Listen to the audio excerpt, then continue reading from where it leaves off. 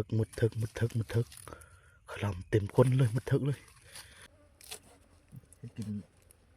ก้อยก้อนเนาะยังนะยังค้างหม้อปนปลาทันชุกอยู่ใครก็เหาะไปเลยปิงปรากฏปลาเสิร์ฟปลาขาวนะปลาถือมองเมื่อเช้านี่นะ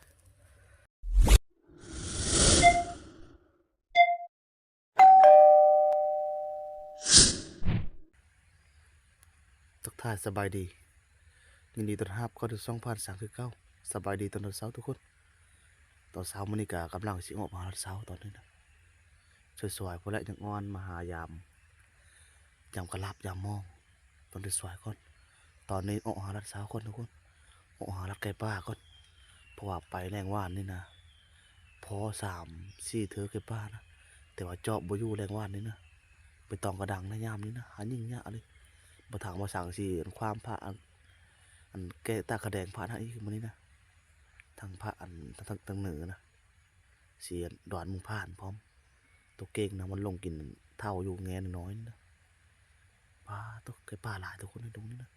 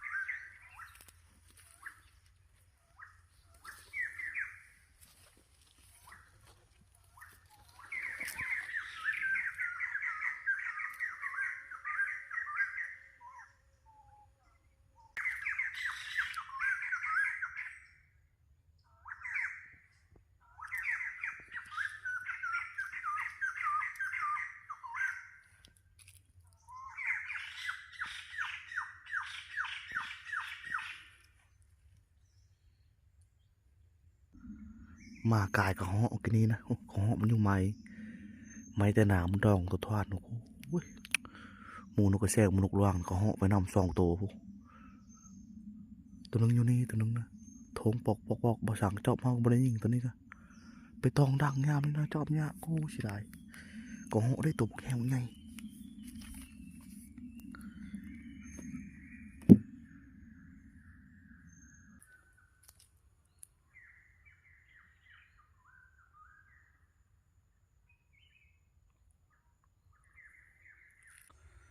ไปหายิงกับพออยู่กับห่อกับพอก็ดีนะ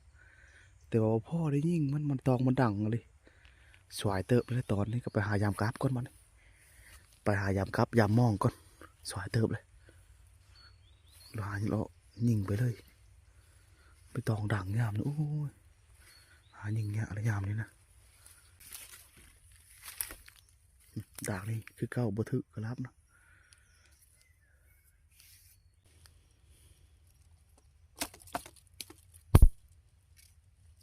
บัทึกซ้ำกระลับก็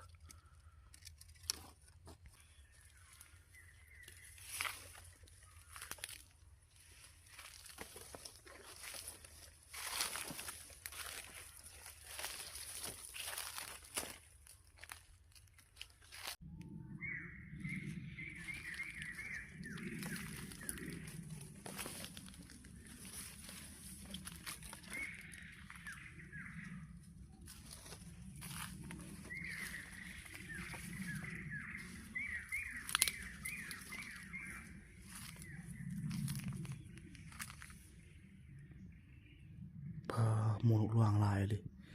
ไก่ป่ากระลายทุกคนเลยตรงนี้นะ จะจบยิ่งกันยะจบมันไปตองดังเลยนะลายเลยแกป้าแกควานะตอนนี้ก็บินขึ้นมงนี้แล้วนี่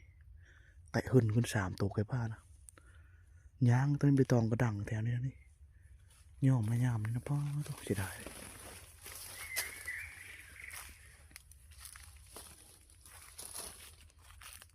ใกล้ป้าก็ไปน้ำมูนกล่วงนี่มันไปน้ำมูนกแช่นกล่วงลายเลย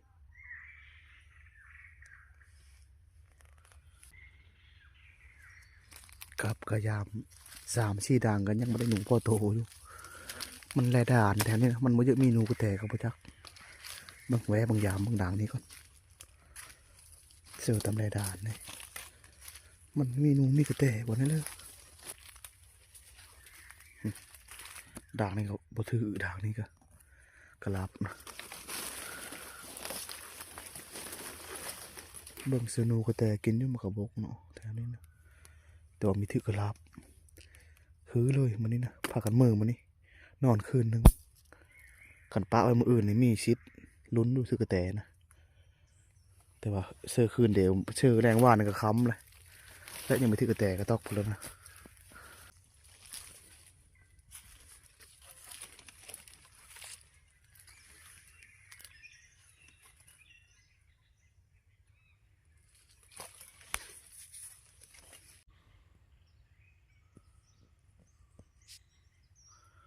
หมูนกหมูหนูก็หลายเลยแถวด่านนี่นะแต่ว่าจอบเนี่ยอะไรมันหกมันไปตองก็หลายเนี่ยไปตองดังนะ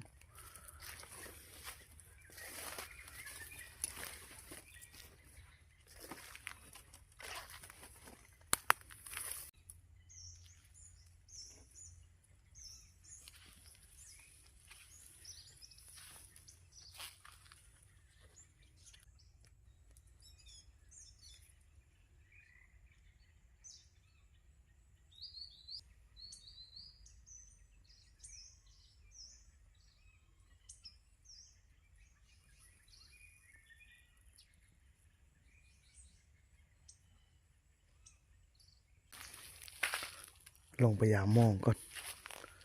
ยามมองตอนต่ำนี่นะตามเพิ่งคือชิลมิทึกเดาะมองดังนี่นะมองมันต่ำมันสั้นมองดังนี่นะผักตะเปะนั่นกำลังป่งเลย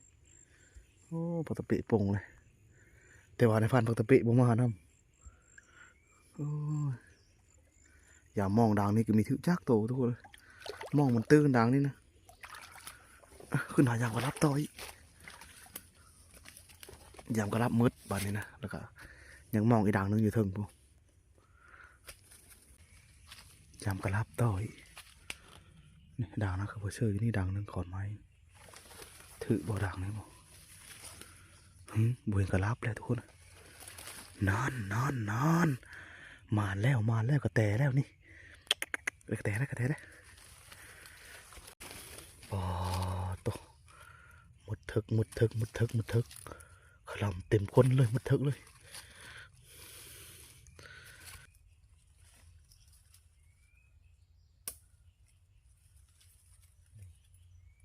กระแต่แล้ว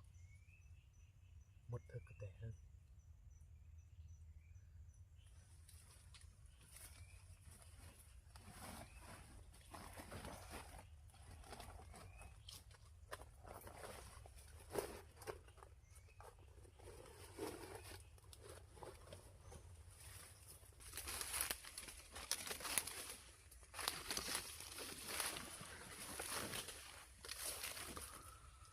ด่างนี่ถือบ่ถือด่างนี่ขอนเก้งมาเก้งมีถือมองเลยนะด่างนี่ถือสมอยด่างนี่ก็มีถือซ้ำโอ้กระแต่เตรียวนี่บ่มองนี่บ่หนูกับพวกที่รับจากโตเลยหนูครับมีหนูตามเบิ้งนะคันมีหนูมันถือแล้วมันมีหนูด่างนี่เก้งมาเก้งเชื่อคักบ่ถือมีถือด่างนี่ก็เอ้าบัดนี้ทุกคนในถือว่าด่างกราบด่างนี่นะด่างชุดท้ายสุดบ่ถือเพื่อเลยด่างนี่ก็ถือว่าเครื่องกระลับเฮานะได้กระแตตัวเดียวมันนี่นะ กระแตตัวนึงหนูทึจักโตเลยหนูนะเสือคอนก็มีทึเอาเมื่อกระลับบันยามมองก่อนยังดังนึงมองก็ยามมองเลยกับมือบอลก่อน มือผ่านไปชิวเพิ่นได้เพิ่นถามเพิ่นอยู่บอลผ่านไปชิวเพิ่นกราฟเพิ่นกระเซอร์มองเพิ่นกระเซอร์เมื่อวานนะแต่บอสั่งเซอร์เบสป้อมอีกเมื่อคืนนี้ชิปไปด่างเมื่อยามเบสป้อมอีกอย่ามองก่อนวันนี้นี่มองเซอร์บังเทิงนะมองกระดังนึงมีทึเพื่อเลยซ้ำมองก็สะเบิงด่างนี่มันจะทึเพื่อเลยทึป่าเพื่อเลยนี่ทึบ่มองนี่บ่นี่ทึปลาดุกเลยตัวนึงทึอยู่ใช่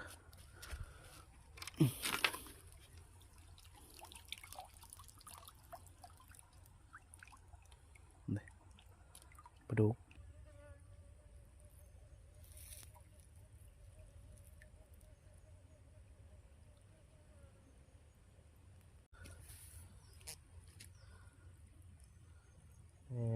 ปลาดุกตัวนึงเลย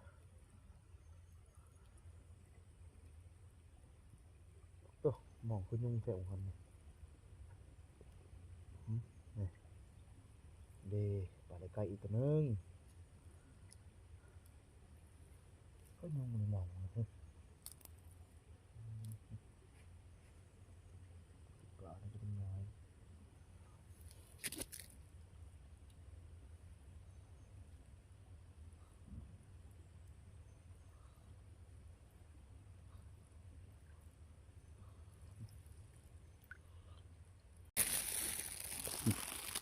ปลามองก็ได้ปลา5 ตัวเครื่องมองนะกระลับก็ได้กระแตตัวนึงวันนี้นะยังเป็นป้อมวันนี้นะเมื่อยาเป็นป้อมอยู่แค่บ่อนี้บ่อสั่งเซอร์เป็นป้อมเมื่อคืนนี้สิปลายด่างเซอร์นะอาหารการเคตโอดเซอร์เมื่อคืนนี้เอากลับบ้านก่อนบ้านนี้โอ้หอยพานนี่ลงเป็นเท่าเลย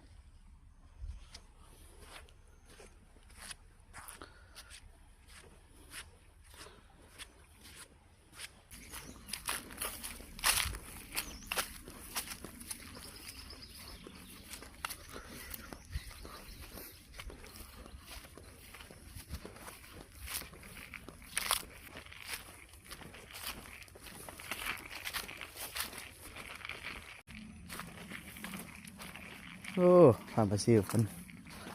ได้บ่มองนะเซ่จำวะเดี๋ยวปลา3-4-5 ตัวนึงได้ตัวนี้ไปจ้านะโตข่อยกันเจอเด้อยู่ตรงมองนี่ถืออยู่ตรงมองจ้าเนาะชื่อไม่ได้ชื่อมองใหญ่ครับกลางมืดได้เพื่อนกระดับนะได้5 ตัวโอ้กระแตกตัวแต่ไม่ได้ตัวได้หนูทั้งหมดเขาได้กระแตตัวเดียวกระดับกับหนูได้ตัวเขากะตั้งแต่ตัวนี้นะ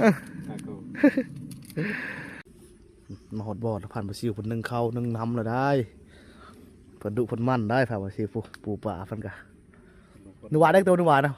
หนูวายได้2นูวาย2หนูแดง3อ๋อได้5คนเนาะ5 ตัวมันก็ถือก็ได้เจ้าวันทั้งค่อยกระแตก็ได้5 ตัวคอยก็ก็ได้เฮ้ยแม่น่ะเนาะจิกนะเหาะว่ะนี่ก็เหาะทั้งโตเขาจะทำถือเถิงเนาะเหาะก็จะบกไปดีจ้ะไม่จะชอบป่ะเอาเหาะลายดงเลยแม่ล่ะโตสาวเพราะมันเอาบกเลยพอลอยลงมาโย่เรียบร้อยไปก็เหาะแล้ววันนั้นจะก็จะกินแล้วยามอยู่หมูกินบกเลยพอยิ่งอันนั้นก้อนยิ่งก็เหาะนั่นก้อนมีจักเช้าแล้วบ่คืดนี่พวกในนั่นน่ะใช่ว่าหมดกระบกหมดละเล่นไปอยู่มันเฮาดูดกินยั่งอยู่แต่ยั่งมีลายดูดกินเดียวหมูตอนนี้คุณชมของนอดโดดพุ่นมันไม่ก็ไม่หมูยู่เจอแล้วคนนี้มาเจอกันเลยเป็นห้อยโมนึงวีใส่ผู้จักเนาะคือคนนั้นเลยโทนของนภาพชิวเพิ่นอัญญะอยู่ได้ก็เหาะตัวนึงอีกจ้านะเนาะเติมหมานเติมเนาะหันนั้นพยายามเป็นป้อมก่อนวันนี้ จักถึกไปถึกเราไปปลอมก็ป้าต้องฟังไปสิเอ้ยลงได้บ่หนาวๆนี่นะผู้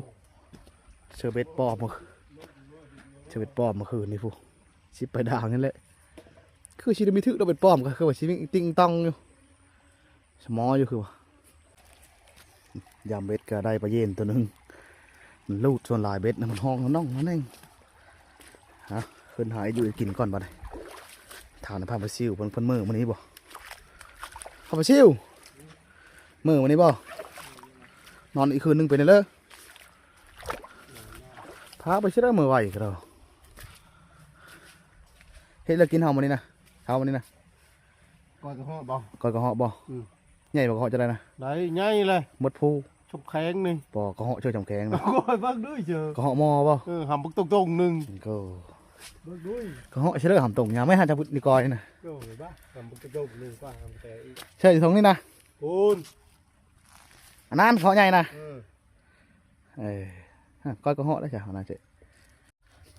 นี่โอ้ผ่านมา4คนได้2 4 6ทักกระเหาะสักได้กระแตตัวหนึงกลับกะกูเว้ย คนมันหมานนะคน อั มัน นหมา นั้ น นก็เดี๋ยวคอยเชื่อตำดานมิถือปรากฏได้จ้ะ คนกระจาย เฮ็ดได้พามาชิวตัวมันตายปิ้งบ่ ตายลายโตอยู่เลยตายหมดแล้ววะ เออ ยังกี่โตห้าโตเลย ปิ้งไว้เหลือกินแล้วมันกินเยอะเฮินตายว่ะนะโอ้ปลากางใหญ่ถึงห้องจ้าว่ะนะโอ้น้องมดแม่ปลากางเนาะ มองประกันตัวไง โอ้จะมดโอ้ผ่านไปชิวเพิ่นไปโคปลาปิ้งปลาไว้นะเดี๋ยวตอนนี้ยังไม่ทันตายปลากางนะอันนี้จีกระเหาะก่อนจีกระเหาะก้อยก่อนผ่านไปชิวเพิ่นหมานกระเหาะตัวนึงเมื่อเช้านี่นะเด้จีกระเหาะก้อยกินข้าวกินน้ำแล้วก็พากันเมื่อวันนี้นะนอนคืนเดียวมารอบนี้นะ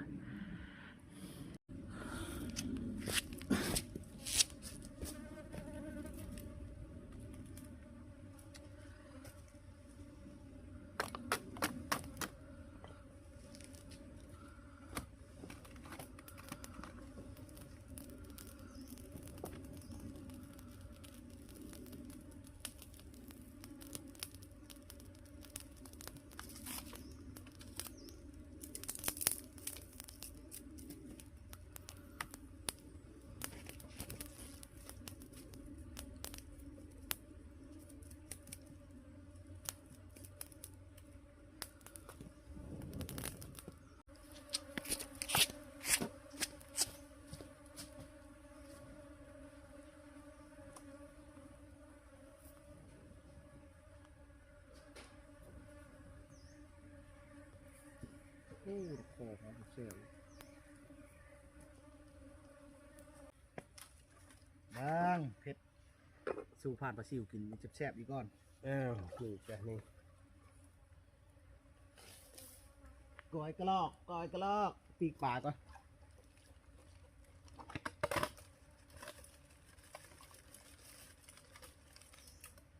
และเขาไปกินจูกินย่ามนั่นแหละ เปิดเนาะ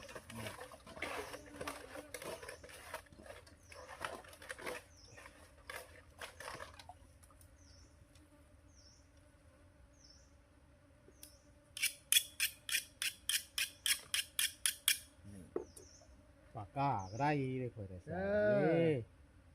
ปากกระเดิดน้อยปากกา โอ้ยยักษ์กับปากกระเดินยักษ์ปากก้าแล้ว ปากกาทั้งมือนี่เลยปากกาทั้งมือ โยลูกมันเนาะเกิดมาจะประมือรู้บ่ เดี๋ยว คนที่เกิดมายังน้อยก่อน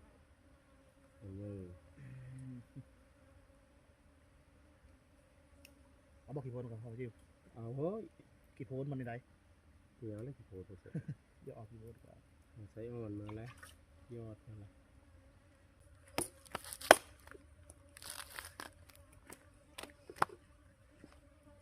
ใบเอาที่ซีนมันกระเหาะกระดูกมันพักโคเอาเนาะพามาชื่อเนาะพักโคเอาโคเสือก้อยนี่แหละนี่เอาที่ซีนมันก่อนมันก็บุกชมมะนาวได้มะนาวครับ กูเกาะเล่ผักมันหอม เอาบ่มีชมเลยมาเกาะนะเดี๋ยวพลาด หอมตัวบัดกอยกระหอกกระแตลาบกระหอกกระแต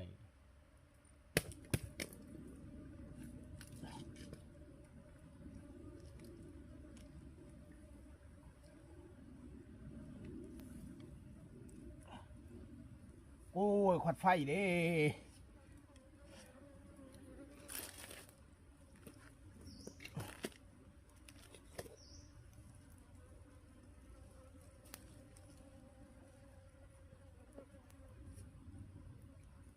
ปลาเห็นไม่ลายเนาะเชื่อเบ็ดไปพิทึกเนาะ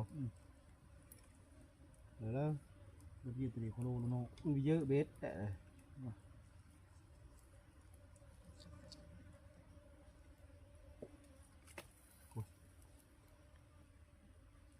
ปีกปลานี่แหละเขาจะ ไปป่ะโยกนี่เราจากกระหอยซอยชีสกระหอยก่อนซอยคันส้มมะกอกครับ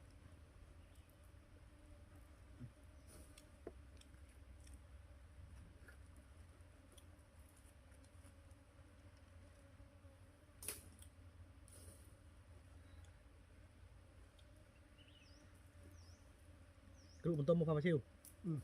ต้มเอาไปจ้ะเนาะ แล้วแต่ ต้มชดน้ำป่ะ แล้ว ต้มกับต้มชดน้ำเอาเนาะ ครับต้ม ต้มชดน้ำเอาต้มชดน้ำเอาต้มเฉพเฉโพนมันนี่คักเลย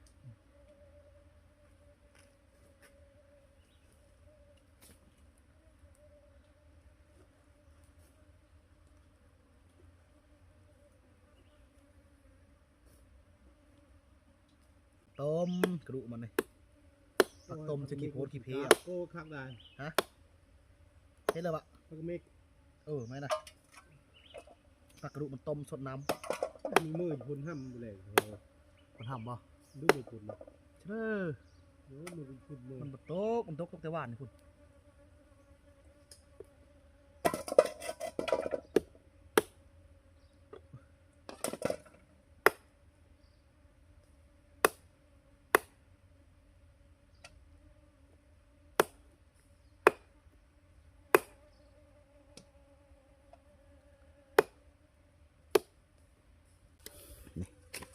กระดูกมันนี่ต้มนี่น้ำสดทั้งเพทั้งโพนมันตัวนี้นะคั้นมะเกาะตัวนี้นะซีนเอาแต่ซีนมันตัวนี้นะก็เหาะตัวนึงปุ๊ผ่านมาชิวปีงป่าเต็มเตาไฟ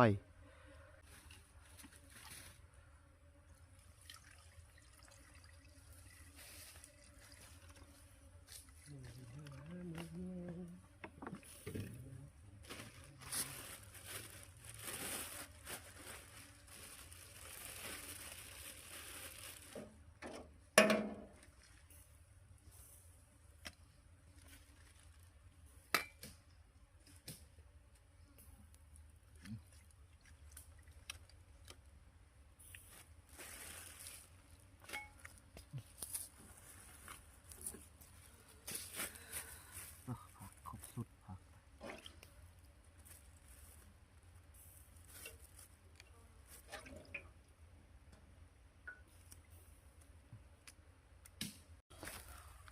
ปีงป่าแต่คืนนี้ยังกินหมดเลยประการเมื่อคืนได้3ได้4ปีเมื่อคืนนี้นะปีงปรากฏปลาเสิร์ฟปลาขาวนะปลาถือมองเมื่อเช้านี่นะอืม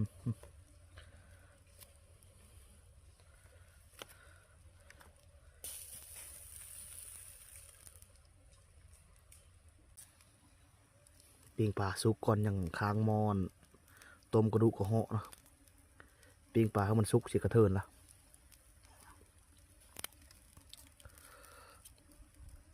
ปลาเย็นเสือเบ็ดได้ตัวเดียวปลาเย็นกะขอปลาดุกเด้อมันเวลาพรามพอดีบ่ถือบ่เห็ด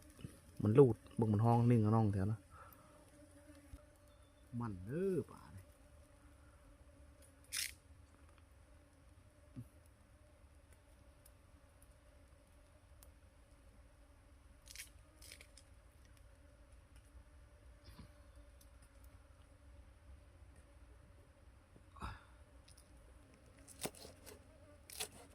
เฮ็ดกินกอยก่อนเนาะอย่างนะ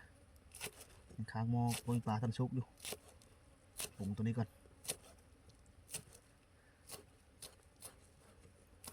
สวยดูโดดเชียวแล้วเนาะ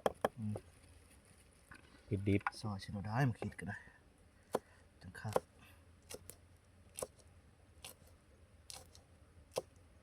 ข้าวโคเขาก็ยังนี่คือก่อนนี้เนาะ นี่นะเพชรบ่ความชิวเอาจัดจานจากบ้านเนาะ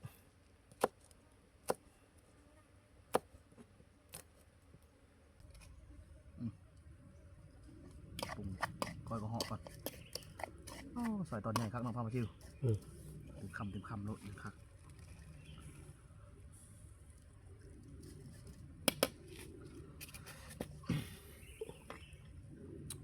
อุ้ย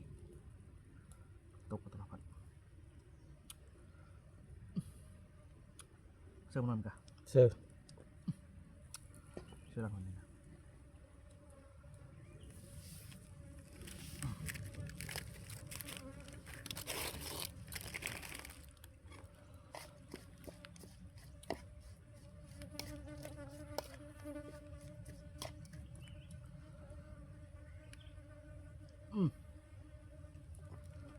บ้าสิครับวันย่างนี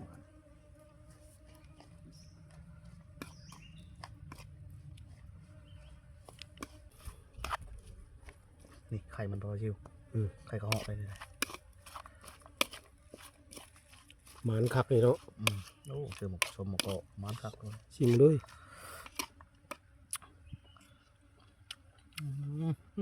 คักแล้วบ่ อะไร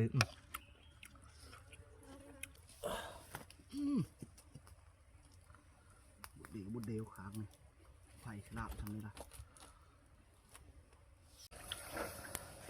ปดแล้วต้มโพนกระเหาะกับกระดูกมันเลยเอามากุ้มเตะดังกุ้มเตะทุกคนเลยนะปีงป่าทั้ง2ปีงกันซุกนะปลาเย็นกับปลากด2ปีงเนี่ยซุกเรียบร้อยพวกโอ้มารอบนี้ไปพออยู่พอกินรอบนี้นะพวกหนูกระแตทันจี้อยู่พุ่นนั่นเนาะเดี๋ยวเลยพามาชิวกินฮอตมี่ละจะมือละนอนคืนนึงกะ หนาวแล้ว ก็ได้อ้าวซุกบาดเลยต้มบุกกระหอกกระซุกเลยปุ๊บผ่านมาชิวบนชนกินข้าวมื้อนี้นะกินข้าวอยู่กลางแกงพุ่นมื้อนี้นะปุ๊บ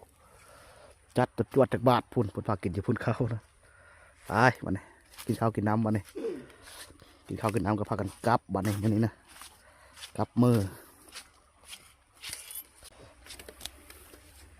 นี่ต้มโพนกระหอกน้ำคุณถ้วยๆเลยนี่นี่ก้อยอันนี้นะปีงปลาในปีงหนึงมากินข้าวเช้านุ่มกันบัดนี้ปลาตัวหอมโพนกระหอกเด้มาไอ้จี้ปอตกติดเข่ากับตีบกสิบสูตรเลยหมดบ่หมดบ่ยาเด้อมาวันนี้กินข้าวเช้า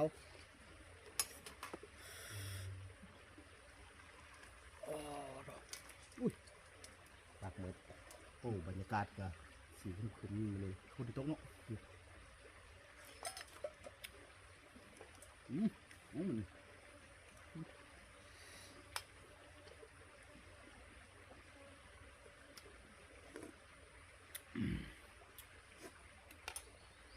ผมลำพักขนาดเรื่องก้อยใช่ป่ะ โกยหมูกรอบข้าว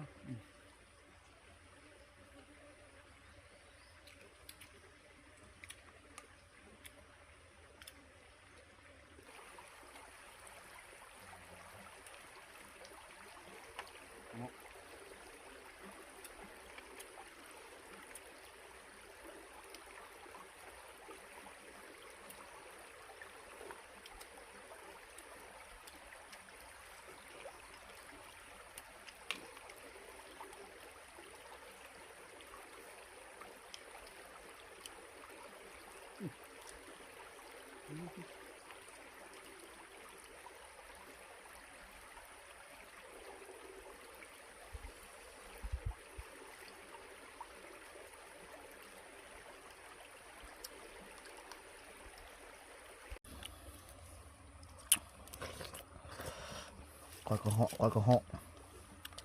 เรียกใครมันเหรอไหม ไข่กระเหาะบ่นะเห็นปะ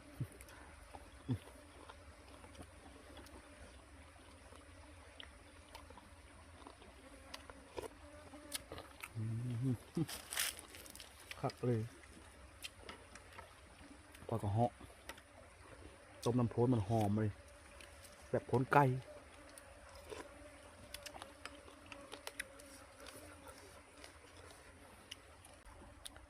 เอาถือว่าโอเคทุกคนกินข้าวกินน้ำแล้วตอนนี้ก็ไปหาร้านเช้านี่ก็พออยู่กับเหาะนะแต่ว่าบ่ท่านได้ยิงมัน